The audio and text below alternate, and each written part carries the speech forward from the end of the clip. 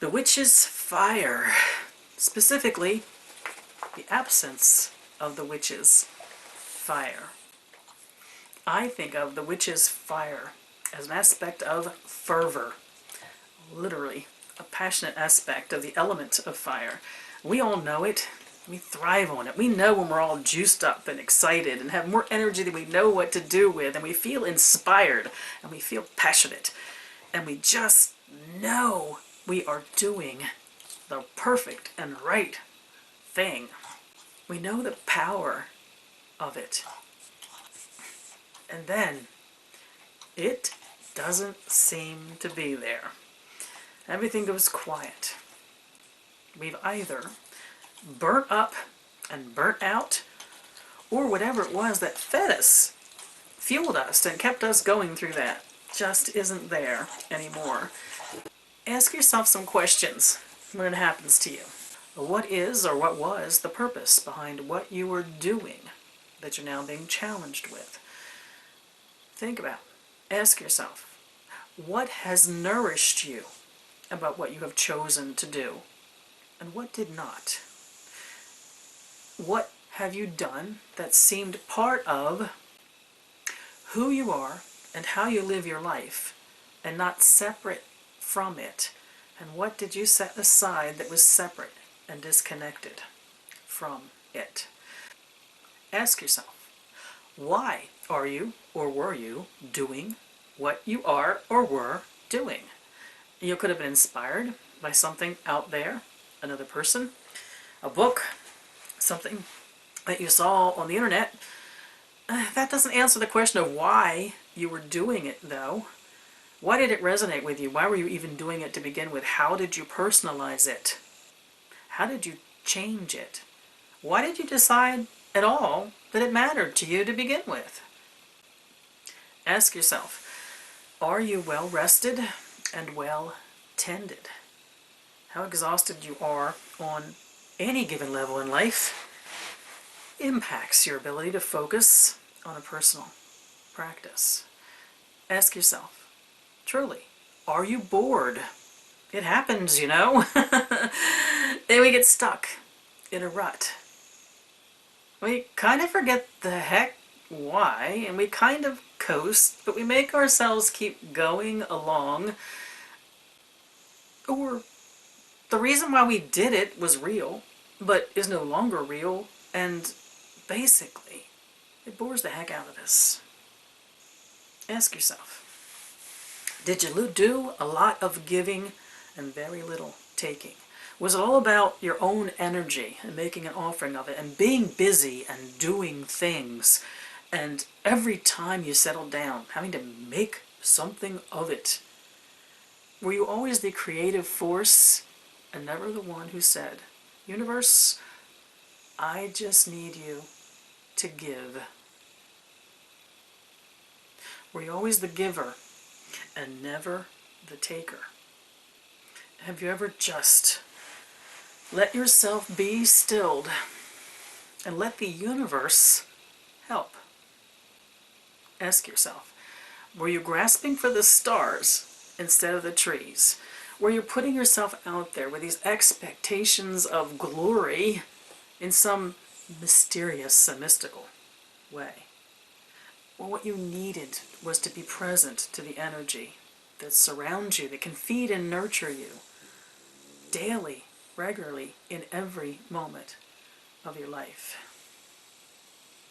Some of those things might lead to an understanding of what's changed. If there has been passion and fervor, now there's not. Something changed. One of the things that's often the problem that smothers our fire is that old bugger, time. Yeah, time. Truth is, we all struggle with concepts of time. What to do with the hours that we have in our lives, honoring our responsibility to others, to ourselves. And we struggle with time most days of our lives. Very few of us have quiet lives that we can structure in our choosing. Time can seem like the challenge to our fervor. There's an aspect of time and our relationship to it that has to do with self-care, that has to do with, are we taking the time to treat ourselves respectively, to give ourselves time, self-awareness, self-healing, truly self-preservation. We all need moments to ourselves. Are we wasting time? Are we, in light of having only so many minutes of the day, keeping it simple? There's an interesting dynamic that has to do with time now. It can be a matter of needing to keep it more simple. It can also be we're keeping it too simple. Looking for an economy of time which takes away meaning and focus and the chance to truly distance ourselves from the busyness of life for a moment. Sometimes it's about making it not so simple, but doing it less often. Time plays those kinds of tricks on us. Maybe you could be doing, while you're doing the act of living your life, how much of what is growing to be your practice is in the way you live the moments of your life, the way you take care of your home, the passion you give to your work, your involvement with community and family. What part of you as a spiritual being works magic on all of those levels? And if not, why have you let it be separated from? When's the last time you had time to yourself?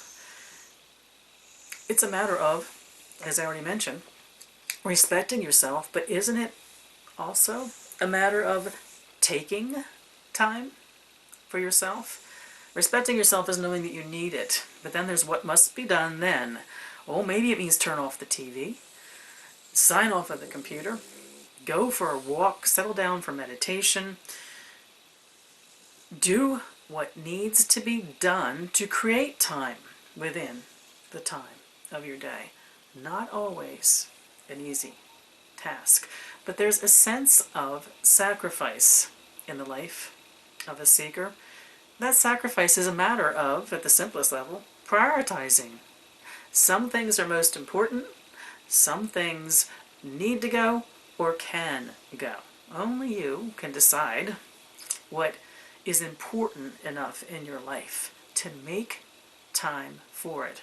I think it's a given in today's world. There is not enough time for everything. We are always, even if unconsciously, making decisions about time and what we can and cannot do. Are we including a spiritual practice in those decisions? Are we literally prioritizing it or not in our lives? And then, if you've asked ourselves all those questions, we've considered time, and whether it's our friend or our seeming enemy, there is what I call the bobble-headed effect. So much to read, to explore, to try, to consider, an endless myriad of possibility, an infinity of ways we can be spending our time. Truth is, we can't do it all. It simply isn't possible. I am 61 years old and I still spend as much time studying and learning and exploring new things now as I did when I began this path 40 years ago, because there wasn't time to do it all then, and there's not time to do it all anywhere along the way or now. Regarding studies, all the wonderful opportunities we have to learn, whether it's watching YouTube videos or reading websites, books, if we have the luck of working with a group, of all the things that are a possibility, amongst them, as we study, the things that intrigue us the most or resonate with us the most, focus on them. We cannot embrace the unbelievably wide amount of information that's out there. It's not possible. Oh, it's okay to read a few books to get an idea of all the things that might be, but after a few books, after a few videos, visiting enough websites, we know what are the things that intrigue us the most. The bobble-headed syndrome, too much in too many places, doesn't have to be. We are not a fait complete when it comes to our practice. It builds over time. And when we find something that intrigues us the most, use all your resources to focus on that. Indexes of books are so fantastic. How many of you have huge witchy libraries? Well, here's to you if you've read all the books, but even if you've read all the books from cover to cover, what did it mean in the end? Except an awful lot of sometimes disjointed information circling around your head. It's like those stars around the cartoon animals' heads when they've been bonked with something. Yeah, we've been overly bonked with information and stimulus in our attempt to build a practice for ourselves. Grab onto one of those stars circling your head that appeals to you because you love it the most. It gives you the greatest comfort. It allows you to explore an aspect of divinity that intrigues you the most. And then focus on that. Get a sense of what that is and is not for you before you move on to the next thing. You're not on a deadline or a goal of what you have to achieve in a certain time, especially working as a solitary practitioner. Glory in one of the beauties of solitary practice. You decide when you're ready for what and what you want to focus on. Don't let anybody else tell you that there is an entirety of process that you must gain and gained quickly. Gosh darn it, you're on your own and you're doing the best you can, and give yourself credit for that. And then there's this thing about perfection. It's so not about perfection. One of the things that happens with this overwhelming assemblage of information is we think we've focused on the things that we like the best and we've studied our little butts off, but we want to get it to a certain place and make it feel like it is completed and make it feel like we're doing it right instead of experiencing whatever it becomes. We're back again to what we make of time. Nothing's ever going to be perfected, and the moment you think it is, your life will bring you a new experience. Your gods will whisper in your ear something new and different. You'll have a different experience of an element, where someone will say something that rattles your foundations. And you know that perfection you spent all that time building, it just comes crumbling to the ground anyway. Give it up. It will not be completed. It will not be perfect. And nothing has to be a monster of time, an all-consuming monster of time. The feeling of burnout and all the things that could be considered part of that, it's kind of a price we pay for having that passion to begin with, to answering a call. I saw an expression once. It was in a book, and I wrote it down but don't have the source of where I read it. That spiritual exhaustion is like the thickening of the wall that surrounds you. The thing about this kind of burnout, the total exhaustion of our fervor, is that thickened wall around us means that it starts to impact us in more than the ways we can easily identify that I'm not developing a practice or I'm distanced from it or my gods. It becomes about being distanced from others, from life. We've turned off in a way our sensitivities, our abilities to feel and experience. What is the establishment of our practice and our relationship with the gods, if not opening ourselves up to an extension of living and what that might be? So this lack of fervor that we feel when it comes to our practice, when we've explored the reasons why it might be, it will be impacting more than just our practice, because our practice is part of a greater experience of our living. most of all, when we are in the midst of this, we need to be kind to ourselves. We never get to the root of what is causing our burnout if we're busy being frustrated over that very burnout. But there's a fine balance which we need to consider, and that is we need to be kind to ourselves. Allow ourselves to explore the reasons why, to re-engage with our passion and our purpose. But we also have to form a bit of a tough love attachment with ourselves because we're human. We make excuses. I've got too much information. I don't have enough time. I have distractions. When what it comes down to in the end is, if it matters, we'll find the way to make it work.